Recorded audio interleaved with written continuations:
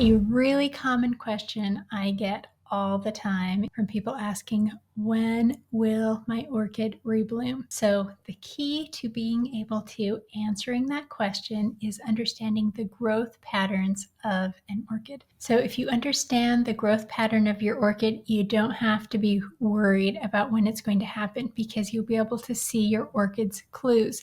And you'll also be able to care for it better. So this being able to understand their growth patterns tells you when to feed your orchid, when it needs fertilizer, how much water it needs. All of those things are answered, especially when will it rebloom, just by knowing the growth patterns. So we're going to talk about that, and I have several orchids right here that I can show you their growth patterns and where they are at in their growth pattern, and it will help you to care better for your orchid. So to start out, there are two main types of orchids. One is monopodial, that means 1 foot.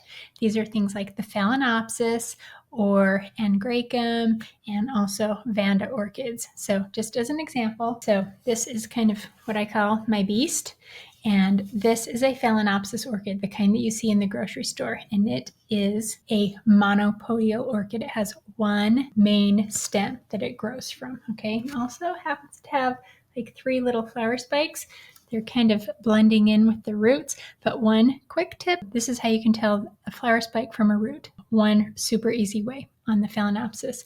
If it's bright green all the way down, then it is a flower spike, and also kind of has a nub at the end like a fist. And if it is silvery green with a green tip, then it's a root. So that's just as an aside. But there's another flower spike right there. There is another one in here somewhere, but that's neither here nor there. The main thing you need to know is it grows up from a single stem, and it is called a monopodial orchid, okay? The other type is a sympodial orchid, and it has many feet.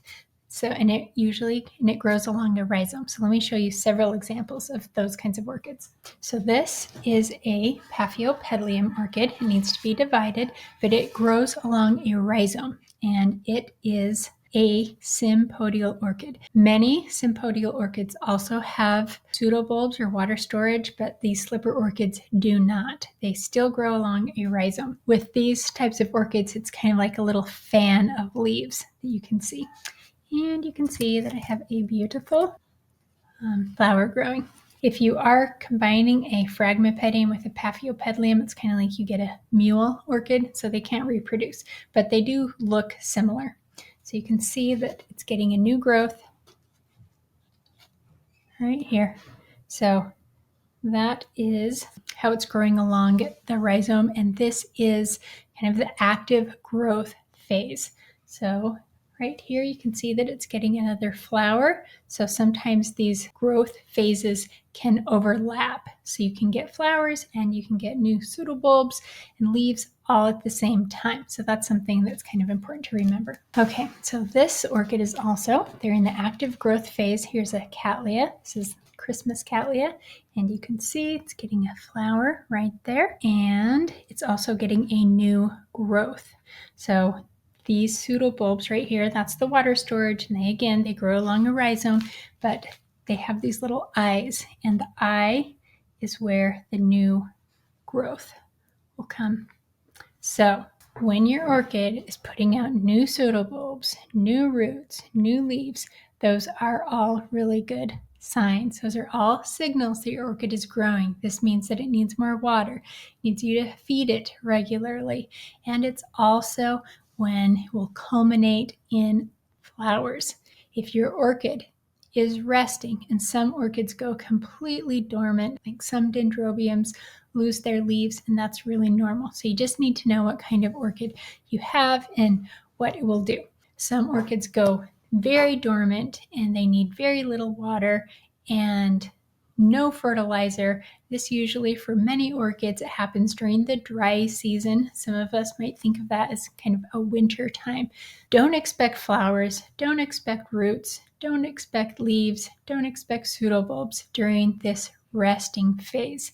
Then your orchid will go into the growth cycle. That is when you need to water more. That is when it needs to be fed more, that is when you will see roots and leaves and pseudobulbs beginning to grow. So that's when you need to water, feed, do all of those things and pay more attention to your orchid. It's also when it's the best time to repot your orchid, especially if you are growing a dendrobium or a cattleya. When you see those new roots, kind of like root buds beginning to grow, you'll see just like these little green dots that start to appear at the base of the orchid, and that is the very best time to repot. But that is when you can expect flowers, is when it's in this active growth phase. So if you're wondering when your orchid's going to bloom, watch the growth cycle. In fact, in my community, Orchid Buds, one of my community members has made a spreadsheet that you can fill out, that you can track where your orchid is in the growth cycle. So if you're really interested in that, then you should join anyway, but that is an extra added resource that was added by one of my community members. So we really help and support each other, and it's a really fun place to get help. You can keep in mind the seasons and temperature, light, all of those things can help trigger blooming. So if your orchid has not bloomed for a long time, then you should look at what you are doing to give signals to your orchid. So if you're not giving your orchid a temperature drop at night, for example, then you haven't given your orchid any signals that it's time to bloom. A lot of times the winter time, when it's not doing much, it is still receiving messages about what it should be doing in the future. So winter can be, or the dry season can be, a really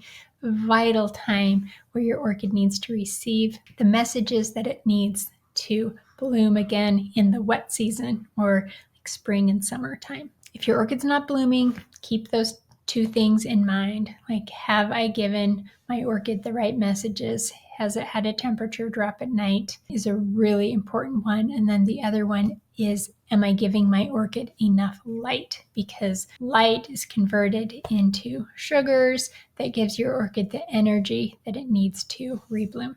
And then another thing I would ask myself is, am I growing an orchid that's compatible with my growing environment? That means choosing an orchid that grows, if you live in a temperate climate, then choose an orchid that you can grow outdoors if it doesn't get below like 50, 55 degrees at night.